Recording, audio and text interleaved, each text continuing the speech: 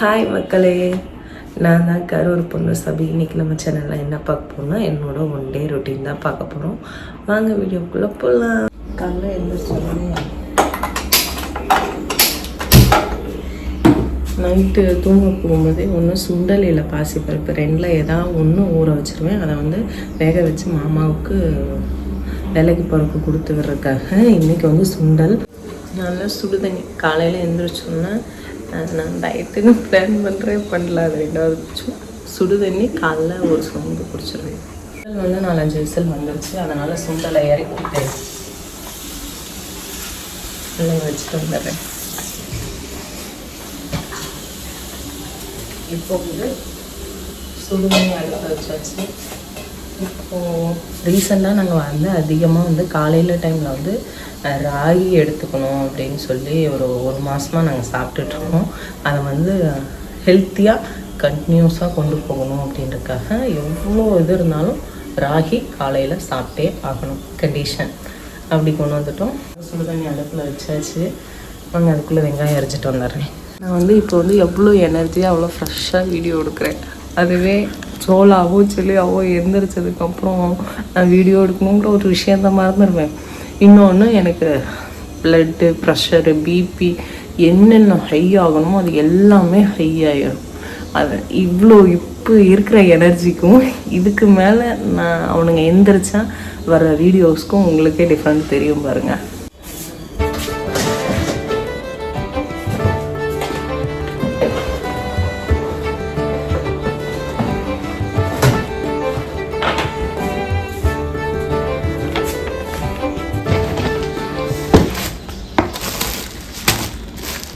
வந்து நான் வாரம் 2 வாரத்துக்கு ஒரு வாட்டி மளிகை ஜாமான் வாங்குறது எல்லாமே சின்ன சின்ன பாக்ஸில் போட்டு வச்சுருவேன். எக்ஸ்ட்ரா இருக்கிறது இந்த வழியில் போட்டு வச்சுருவேன். தேவைங்கிறப்ப மட்டும் எடுத்துக்கிறது.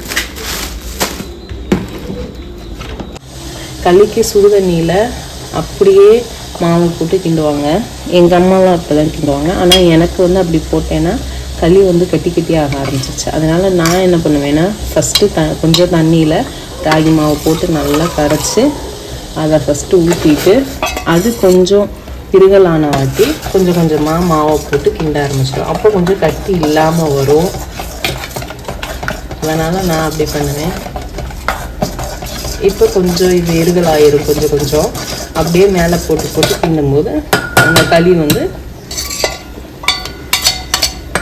கட்டி இல்லாமல் வரும். களி தான் காலைல செஞ்சு இனிமேல் சாப்பிடுங்க அப்படின்னு சொல்லும்போது அம்மா எனக்கு செஞ்சு கொடுத்த துடுப்பு தான் இது. இது வந்து கொஞ்சம் முன்னாடி இருக்கிறவங்களுக்கு தெரியும். 2 குச்சி இருக்கும். அந்த 2 குச்சியில் வச்சேன்னா அந்த களி ஃபுல்லாக டைட்டாக அப்படியே கிண்டுவாங்க. ஆனால் என்னோட இதுக்கு ஒன்றே பெருசு.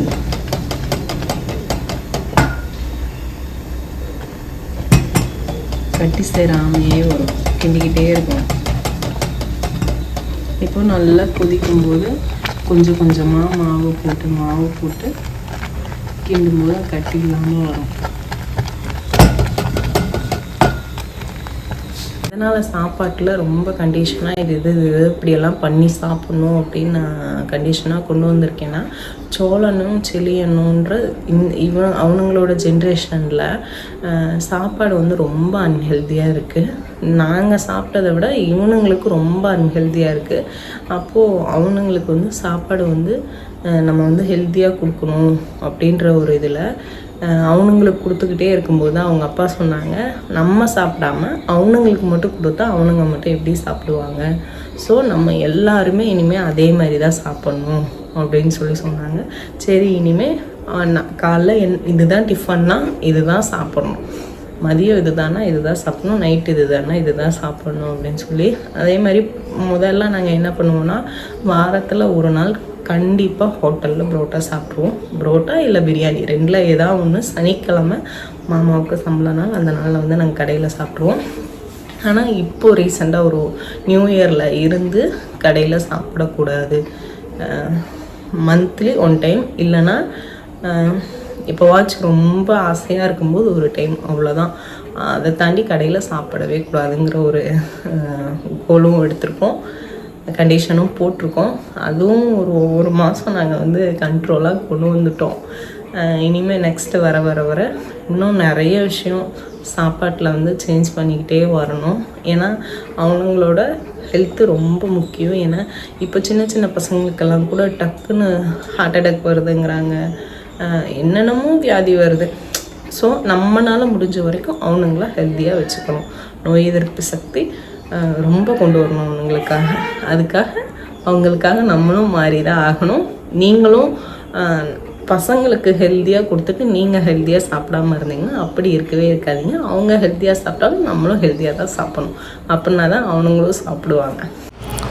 கருவாட்டு குழம்பெல்லாம் தாளிச்சிட்டு மாவே ஆட்ட வந்துட்டேன். இது வந்து அப்பா வீட்டில் தோட்டத்தில் அரிசி சிகப்பரிசி, இதில் கஞ்சி வச்சு சாப்பிட்டா சூப்பராக இருக்கும். இது அப்பாவே தோட்டத்தில் போட்டு விளைஞ்சி அறுத்து காய வச்சு திருப்பி ஊற வச்சு வேக வச்சு காய வச்சு அரைச்சி எடுத்த அரிசி ரொம்ப டேஸ்ட்டாகவும் இருக்கும். இந்த சிகப்பரிசியில் இட்லி ஊற்றுனீங்கன்னா இட்லி அவ்வளோ சாஃப்டாக சூப்பராக இருக்கும். அப்பா வீட்டில் சின்ன மிஷின் இருக்கனால அரைச்சி அதில் சரியாக கல் சலிக்காது. அதனால் அதை கல்லை வந்து அரைச்சி போட்டுட்ருக்கேன். எனக்கு வந்து முதல்ல கல் அரிக்கவெல்லாம் தெரியாது. இப்போ அப்பா வீட்டிலேருந்து அரிசி எடுத்துகிட்டு வந்தாலே அது கொஞ்சம் அரிச்சு பழகிக்கிட்டேன். இந்த வீடியோக்கு ஏன் வாய்ஸ் ரெக்கார்டுன்னா, நம்ம சோலை வந்து டிவி பார்த்துட்டு இருக்காரு. அவர் பார்த்த பேபி சாங்கோட சவுண்டு இதில் வந்துச்சு, நமக்கு காப்பிரைட் விழுந்துருன்றனால வாய்ஸ் ரெக்கார்ட் கொடுத்துட்ருக்கேன். நாங்கள் வந்து சோழனுக்கு பொம்மையே போடக்கூடாதுன்னு இருந்தோம், ஆனால் முடியல, போட்டே தான் ஆகணும். நான் போடாமல் இருந்தால் அவனை வச்சு சமாளிக்கவே முடியாது. ஏன்னா ரொம்ப சேட்டை பண்ணி ரொம்ப குறும்பு பண்ண ஆரம்பிச்சு. பொம்மை போட்டாவாச்சும் கொஞ்ச நேரம் அமைதியாக உட்காந்துருப்பானேன்னு பார்க்க வேண்டியதான். செல்லியனுக்கு வந்து காலையில் பாதாம் ஊற வச்சு கொடுப்போம். மாமாவோட ஃப்ரெண்டு வீட்டுக்கு போயிருந்தப்போ அவங்க வந்து பூசணி விதை, சுரக்காய் விதை, வெள்ளரி விதை 3 கொடுத்துருந்தாங்க. இப்போ பாதாமோட அதையும் ஊற வச்சு கொடுக்குறது. அவன் ஊற வச்சு கொடுத்தா அது அவ்வளோ இதாக சாப்பிடுவான்.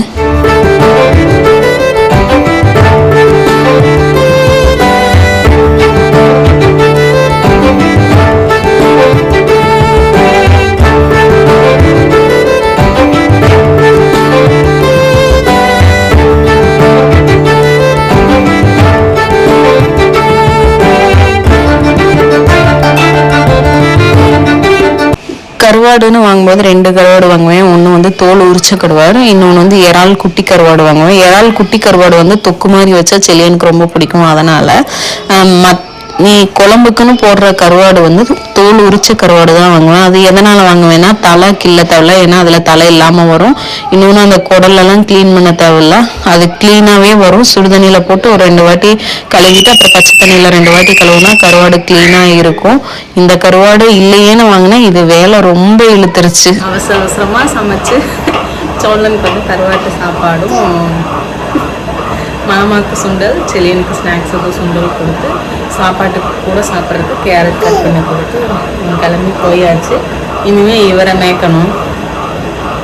இவருக்கு ராகி களியை ஊட்டிட்டு அப்புறம் பால் கொடுத்து வச்சுட்டு மற்ற வேலையெல்லாம் பார்க்கணும்.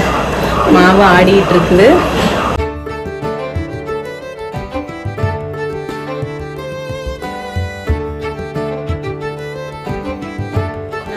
ஃபுல்லாக வீடியோ எடுக்கலான்னு பார்த்தேன், அது வந்து முடியாது.